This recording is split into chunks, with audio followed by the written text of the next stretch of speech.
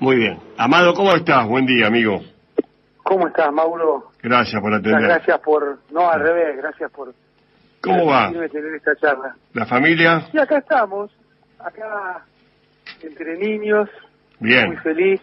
Vos sabés que yo fui papá de viejo, así que estoy... Qué bien. medio enloquecido. ¿Qué edad tienen los chicos ya? 2,5. Maravilloso. Debe estar en plena etapa de monerías, divertimento, diversión. Estar en el colchón. Divino, ¿no? Abrazos, besos, una cosa increíble. Eso bueno, es la todos vida. los papás saben lo que es esto, así que... Y los abuelos. A uno nos parece increíble. No, es increíble. Es increíble lo que la felicidad que pueden producir esos chicos. No entras adentro de vos, Mauro. No, es una maravilla. ¿Tu mujer bien? Sí, muy contenta también. Estamos compartiendo este tiempo acá en el departamento, así que realmente muy lindo toda esta parte familiar. ¿Vos qué edad tenés, Amado, ahora? 57. Bueno, ¿y qué pensás de todo esto? Ahí estamos Fenelón, que dice que no ha sufrido, y se habrá sufrido vos en la cárcel, no entiende ni entenderá nunca qué es la vida, ni entenderá qué pasó ni qué pasa con su vida. ¿Lo ves así? Me parece que es parte de los rounds de la vida, ¿no? Mauro,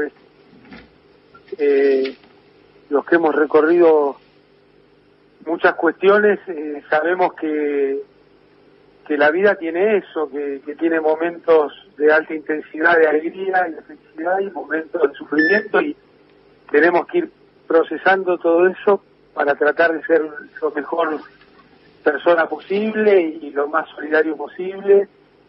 Y bueno, lo importante es que en cada round que no te cuentan 10, estás listo para seguir el próximo. ¿Te bancaste dentro de todo bien la cárcel? Bien es una forma de decir, ¿te lo has bancado? Sí, porque yo estaba y estoy muy tranquilo con lo que hice, con lo que no hice. Sé que esto ha sido una persecución, una injusticia, ahora va quedando todo arriba de la mesa, ¿no?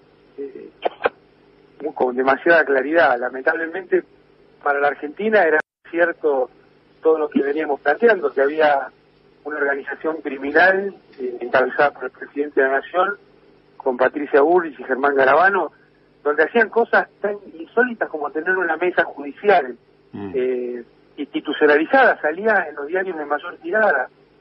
Esto, que había una mesa judicial que era ni más ni menos que una organización de Macri para que el Ministerio de Justicia interactuara, es decir, apretara al Poder Judicial. Y eso no está en la Constitución, no está en ningún lado, ¿no? Que tiene que haber una mesa judicial por la cual el presidente aprieta a jueces y fiscales y organiza detenciones, todo lo que pasó en este tiempo. Pienso, estoy buscando imágenes de lo que me decís. Era Macri, Patricia Bullrich, ¿quién dijiste? Germán Garabano centralmente. Sí, ajá. Él tenía el programa de protección de testigos que lo usaban para comprar testigos, para guionar testigos, Garabano hay grabaciones apretando a jueces, él mismo diciéndole que tenían que jubilarse. Las han pasado por televisión. Entonces estos tipos que venían a decir que la República y no sé cuántas cosas más, armaron una organización criminal que tenía perseguido opositores, perseguía gente de su propio espacio, y también metió presos empresarios para robarle las empresas. ¿A quién, por ejemplo? A Cristóbal López y a Fabián de Sousa, a Ferreira. Son casos que son demasiado evidentes, ¿viste? Así que los puso preso Macri. Pero no te quepa duda. Hay una denuncia que está tramitando en Comodoro Pi, donde están todas las pruebas de cómo los apretaban amigos, personas de la mesa judicial, a De Sousa y a López. Sí. ¿Y los jueces qué papel cumplían entonces? Yo creo que hay jueces que son del Lofer y hay jueces que estaban apretados por todo este sistema de espionaje y por todo este sistema de condicionamiento y corrupción que había montado Macri con Patricia Bullrich. Bueno, yo tengo una pregunta, Mauro. ¿Qué necesidad tenían a mí de meterme preso para que vaya una indagatoria? Si he ido siendo vicepresidente en cualquier circunstancia, y te la profundizo un poco más, ¿qué necesidad, si me iban a meter preso, de irme a buscar a mi casa a las 5 de la mañana y armar un circo mediático. Sí. Y yo hubiera ido, me hubiera presentado. Para lo que sea, para que me detengan, porque nunca yo rehuí ninguna de esas circunstancias. Fue armar un circo para perseguir, para marcar al kirchnerismo, porque se estaban robando el país con las tarifas de los servicios públicos, con la tasa de interés de la deuda. ¿Quién robó? Porque a Macri no creo que le hiciera falta, ¿no? Mira, las perversiones de Macri las resolverá en otro lado, porque esa idea que él tiene de perseguir a los cuñados, a las hermanas, sí, a los vecinos de la ciudad de Buenos Aires, eso tampoco le hacía falta. No, por eso decía, ¿quién robó? ¿Quién robó? Macri, los testaferros de Macri. ¿Qué necesidad había que las tarifas subieran como subieron? Porque vos fíjate, para que 4 o 5 amigos se llenaran los bolsillos con las tarifas, no solo destruyó la vida de las familias que no pueden pagar la luz, el gas, sino que también destruyó el entramado productivo argentino. Los empresarios pymes, los empresarios pequeños, los comerciantes, están destruidos con estas tarifas. Y eso lo hizo Macri, no vino del cielo, no lo hizo la naturaleza. Lo hizo Mauricio Macri para que las empresas de sus amigos se llenaran de plata. Nadie le fue bien en esta época de Macri, salvo a las empresas del servicio público y algunos bancos. Eso no pasó de casualidad, Mauro, no es una cuestión, te repito, ni de la naturaleza ni de Dios. Y bueno, una acción de Pampa Energía, cuando en todo el periodo de Néstor y Cristina valía alrededor de $8 en Nueva York. ¿Sabes cuánto valía en el segundo año de Macri? $65. ¿Sabés cuánto valía cuando se fue Macri? $12. O sea, si alguien me dice que eso no tiene que ver con las acciones de Macri, con los actos políticos de Macri, yo no le creo. Pero vos decís, Macri llegó al poder ¿para qué? Para varias cosas, pero ninguna que esté vinculada con una buena intención. Lo dijo clarito González Fraga, ellos llegaron al poder para bajar los salarios, porque el salario de un trabajador no podía alcanzar para un celular o para un plasma. Esto Sí, me no es que yo interpreto, no, lo dijeron ellos. O cuando hablaban de que el aumento jubilatorio era dando pistas. Ellos llegaron para deprimir el salario y para aumentar los servicios públicos. Llegaron para endeudar al país, un bono a 100 años, una bicicleta financiera que no existió ni en la época de Martínez de Oz, porque traían los dólares, lo colocaban en Levax y Lelix y hacían una tasa de interés que en su vida nadie se imaginó que iban a poder ganar. Después se volvían a fugar, después de haber, porque se habla de la fuga, sí, pero en el medio le hacían la tasa de interés que le sostenía el Banco Central de Macri, Está bien, es mucho más. Pero ahí había colegas tuyos, que yo no sé, no los conozco tanto, que me parece que no habían tenido ese tipo de fama, como, suponte, Melconian, Prat Gay, fama indecente, digo, uno se puede no aceptar las escuelas. Pero Melconian se fue rapidito del gobierno. ¿Dónde lo ponemos? No, yo creo que Melconian es un profesional que tiene una opinión y que la sostiene en el tiempo, y en el gobierno de Macri estuvo muy poquito, Una ideología, sí. Después habló mal, inclusive, está bien eso. No, por eso, no. ¿Y Duhovne, por ejemplo? No, yo creo que Duhovne... Mirá, Duhovne era un gran comentarista tomando whisky en un canal de televisión. Me acuerdo, en TN, me acuerdo. Y después cuando vino fue el garante de todo el tema del fondo. Pero la verdad es que no se puede hablar de una medida de Duhovne que haya sido positiva para el país. No, fue un desastre, eso coincidimos. Fue un desastre. Prat Gay. Un chanta. No, yo creo que Prat Gay es un profesional también serio, que tiene una visión y bueno, que también estuvo muy poco, ¿no? Más allá de las opiniones diferentes que podemos tener. ¿Y Pichetto? No, a mí, qué sé yo, Pichetto es un político importante de la historia argentina, que decidió dar un cambio que para mí es inexplicable. Para mí es inexplicable y me cuesta mucho entender el por qué tirar toda su historia política, te diría que al tacho de basura. ¿Y cómo se explica el 40% que consiguieron las elecciones? Bueno, en las sociedades, en el general, viste que se habla que la Argentina está partida, que la grieta. En general, en las sociedades en el mundo hay un partido o un espacio que gana la elección y hay un segundo que lo sigue de muy cerca. Porque las sociedades percibimos en términos dialécticos, te diría en términos binarios, las ofertas electorales, y esta no es una cuestión de la Argentina. Cuando dicen, acá no, ganaron por muy poquito, y andá a mirar una elección en Estados Unidos, en Francia, bueno, ahora en Europa está cambiando, es un poco, pero lo tradicional es que haya dos partidos, no, sobre todo en los países presidencialistas. Así que a mí no me parece raro. Lo que sí me parece raro es que una persona como Macri pueda hablar de decencia, de corrupción o la república. Porque, digamos, es una historia demasiado evidente, es casi una burla a la Argentina, ¿no? Que Macri sea quien habla de esos temas. Más con lo que está quedando a la vista. ¿Vos pensás que no les alcanzó con espiar a todos esos? Decidieron espiar a los presos, a las personas en máxima situación de vulnerabilidad. Pero ustedes sabían, ¿no?, que los espiaban, me imagino que sí. Algún comentario siempre había, pero no nos imaginamos que iban a cablear los lugares donde están, donde se daban las charlas con los abogados. Eso es inexplicable. A esos niveles no. A esos niveles no, o que, viste que hay una grabación que dice, se guarda que lo están yendo a visitar chabones de la política que no tenemos identificados. Sí. O sea que también le hacían seguimiento a las personas que nos iban a visitar. Seguro. A nuestros bebés, a nuestras familias, a nuestras amigas y amigos, a las compañeras y compañeros. Eso te digo que yo no creo que en Argentina haya un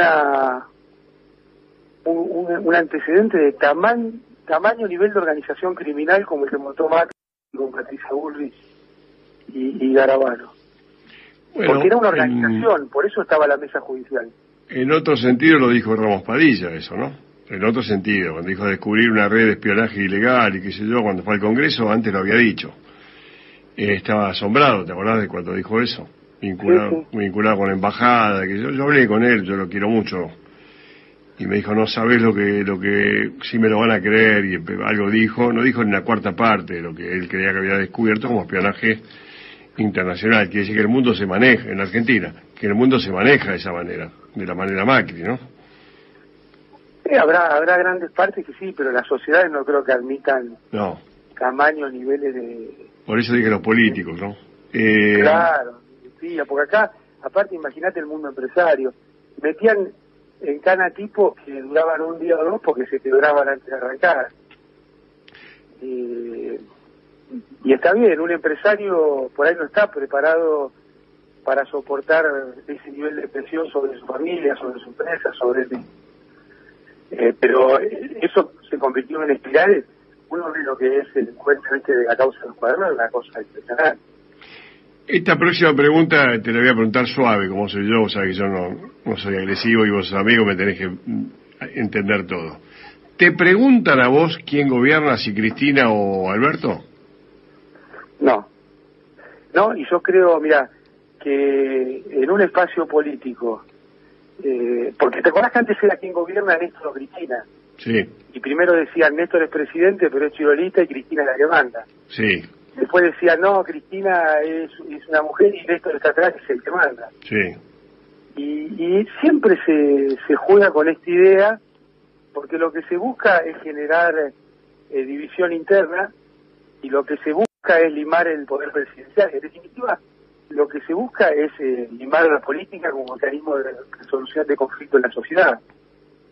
Pero si alguien piensa que en esos niveles de política no hay conversaciones, no hay charlas, no está viendo la realidad en ninguna época.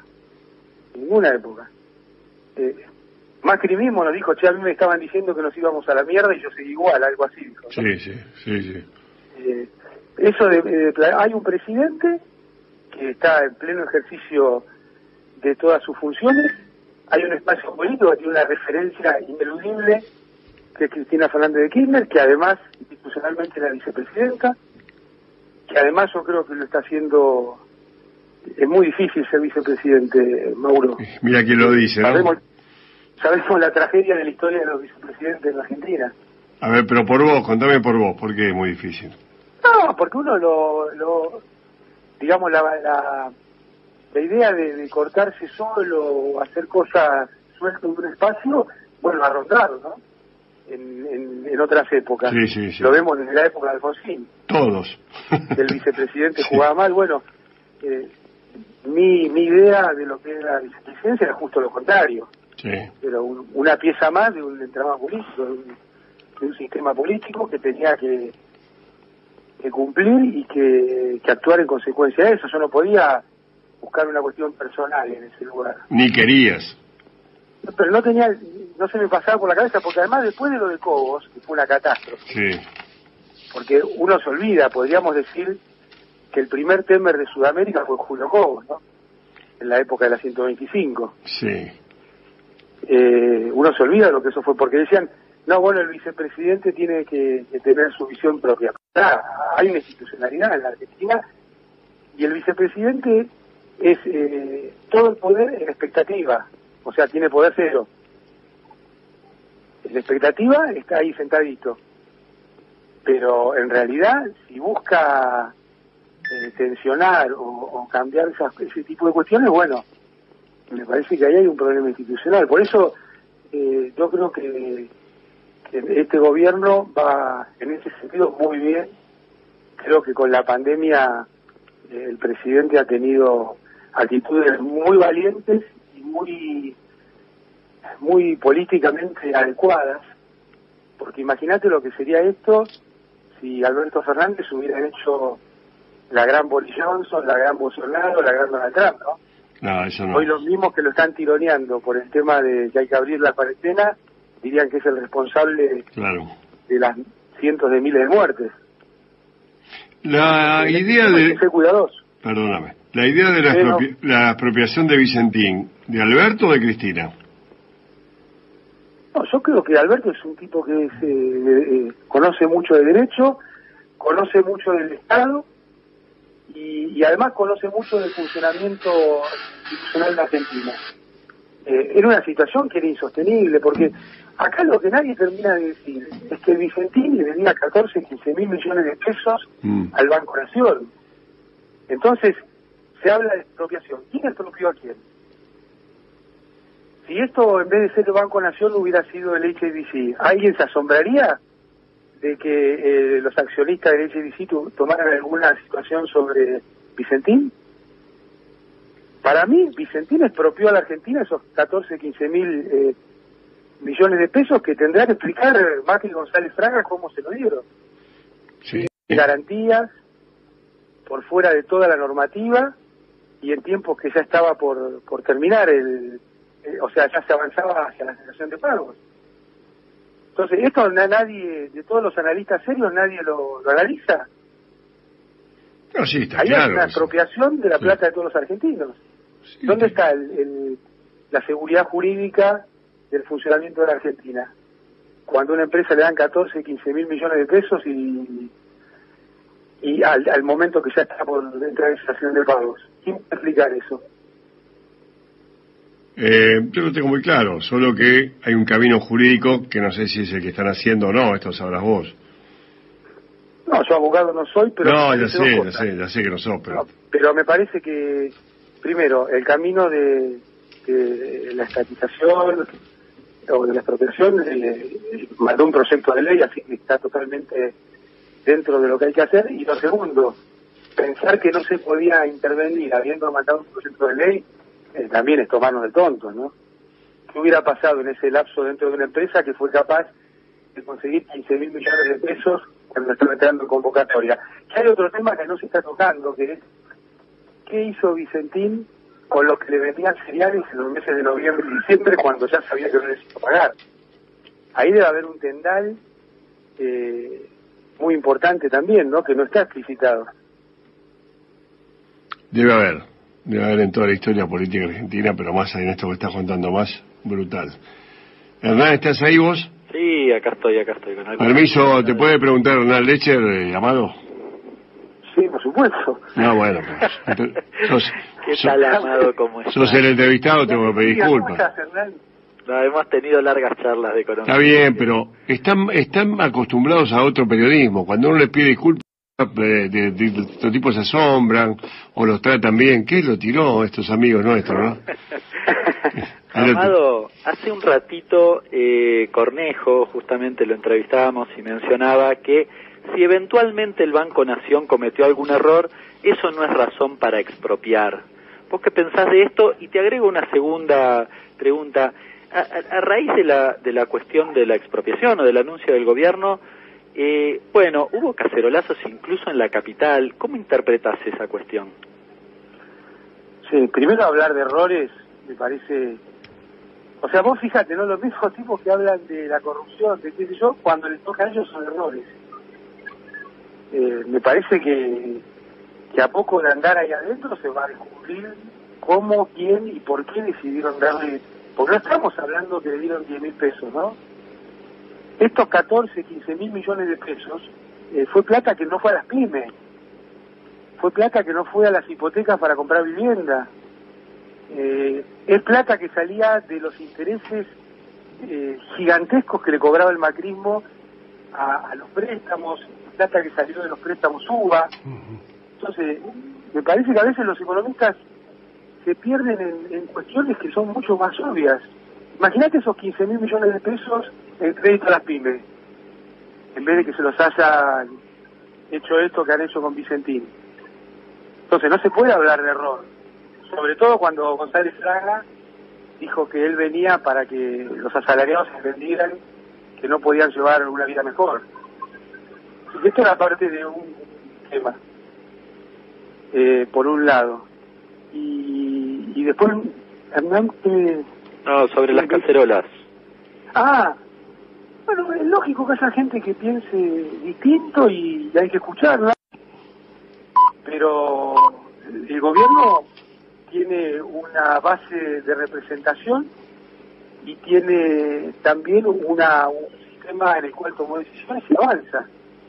Entonces, que alguien no... Esto es democracia, que alguien no esté de acuerdo con lo que hace el gobierno no implica que el gobierno no lo haga. Imagínate lo que hubiera pasado con las tarifas de los servicios públicos, ¿no?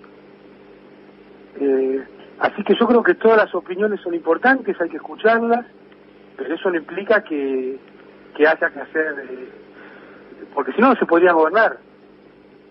Y además, me parece que durante los 12 años de Néstor y Cristina y lo que está sucediendo ahora, lamentablemente apareció la pandemia, es que todas las medidas que se toman son a favor de la Argentina. Después, dentro de la Argentina, claro, no es neutral, siempre se busca favorecer a los que menos tienen. Pero nosotros nunca tomamos una medida en contra de la Argentina. Si no, los dueños de los campos no hubieran entrado al gobierno de Néstor con los campos hipotecados, hubieran salido con los campos sin hipotecas del último gobierno de Cristina. Eso sucedió porque hubo un sistema económico que entendía y comprendía a toda la Argentina y que después no era neutral en la cuestión de la distribución de ingresos. ¿Falta algo o lo dejamos liberado el joven vudú, jovencito? Está bien. ¿Quién toca mejor la guitarra eléctrica? Eso no jodamos con esa huevada que me parece. Luca, son estilos distintos. Son estilos distintos. ¿Estás bien, Amado, en general? ¿Estás tranquilo? Con qué paciencia, bancarse la cara. ¿Cuánto tiempo estuviste en Cana? Y más o menos a los 2 años, porque viste que entré y salí varias veces. Sí, por eso. Bueno, ahora sigo detenido, ¿no? Tú vas a estar detenido. Prisión domiciliaria. Y bueno. Bueno, ¿no podés salir?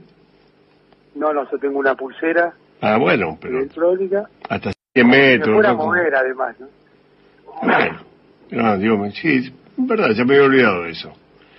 ¿Y qué pasa si tenés que volver a la cárcel? ¿Te morís? No me muero. Hay que bancar, voy a cómo afronto... Hay que bancar, eso de verdad que eso es bárbaro. Hay que bancar ahí adentro. Sí, increíble el valor que saca la gente en el momento, porque si es el momento límite, límite.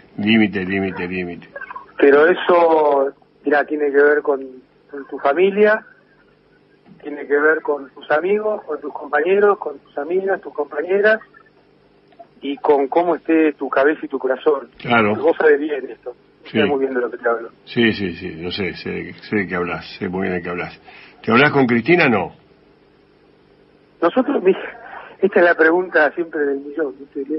No, la hice por hacer, No, pero ¿sabes qué pasa? Lo importante de Cristina son sus posiciones políticas, en términos del espacio político. Eso, mirá, Mónica lo decía la otra vez en una entrevista que le hicieron, y yo me quedé realmente helado, porque es la respuesta, ¿no?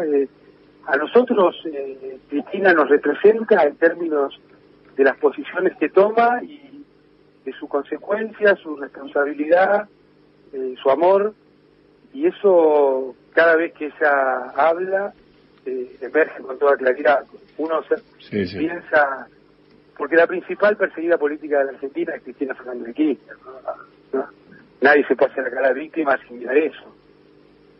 Lo que ha pasado ella, su familia, yo pienso en Florencia y se te estruje el alma, porque el nivel de sadismo y de injusticia es tremendo, ¿no? Me parece que realmente cada vez que Cristina toma una acción o dice algo, hay tanto nivel de responsabilidad y de amor que hay que valorarlo siempre. Cuando fue a Comodoro Pi y hizo su indagatoria, bueno, lo que dijo y de la forma que lo dijo marca la talla de la dirigente política más importante de Argentina. Era una pregunta cholula, nada más, no era una pregunta de millón, nada, yo no hago preguntas de millón. No pasa nada. ¿No? ¿Y con Alberto te hablaste alguna vez? No, la verdad que yo con él no tuve una relación, porque cuando yo estaba entrando al gobierno él estaba saliendo. Por eso. Así que nunca tuvimos una relación muy fluida. Alguna vez hemos charlado, nos hemos saludado, pero nunca tuvimos una relación muy fluida. Lo que hay que pensar es que es una persona que en este momento tiene una responsabilidad tremenda y lo está llevando, a mí me parece que muy bien, más allá de, viste, que en un espacio político tan amplio siempre hay opiniones sobre los ritmos y la profundidad, pero vos pensás que este gobierno no asumió en el 2015, asumió en el 2019 después de Macri. Entonces tiene que reparar el desastre que era la Argentina, donde no había producción, donde los ingresos de la población quedaron destruidos, y en medio de ese trabajo le cae lo de la pandemia. Qué bomba, me parece que es una bomba. Qué bomba. Y en vez de mirar para otro lado, el gobierno puso en marcha el IFE, puso en marcha los préstamos, puso en marcha acompañar a las empresas con partes de los salarios, puso en marcha el Ministerio de Salud. Macri había desarrollado, no había más Ministerio de Salud en Argentina. Era secretario de Salud Rubinstein. Sí. Entonces, bueno, es mucho lo que hay que reparar y es mucho lo que hay que trabajar para adelante. Yo estoy convencido que este gobierno forma parte del espacio nacional y popular y bueno, es muy importante que lo acompañemos fuerte, porque la Argentina tiene una historia muy trágica con las disputas dentro del campo nacional y popular. Sí, la conozco muy bien. Te agradezco mucho esta charla, espero no haberte molestado con nada de eso, como siempre. Estás loco, Mauro. No. Muchas gracias a vos y un saludo muy grande a todas y todos los que te escuchan, y no sabía que iba a encontrarme con el gran, así que una alegría doble. Me está diciendo por qué lo puse, ¿no? Está bien. Vos léelo al revés, Hernán. Vos léelo así, me enseñaron en mi casa. ¿Por qué me ponéis a ese tipo? Léelo de esa manera. Así lo interprete. Psicología venenosa en casa todo el tiempo, está todo al revés, me explican todo al revés. Pero vos tenés una casa hermosa también. Yo tengo una casa con gente valiosa, que significa representarme, pelea con Johnny 10 veces por día. Ni lo nombres. Yo no fui. Vos me entendés, ya me entendés. Bueno, gracias, querido. Un gran abrazo a la familia. Muchas gracias, un abrazo enorme. Igualmente, gracias. Y Hernán.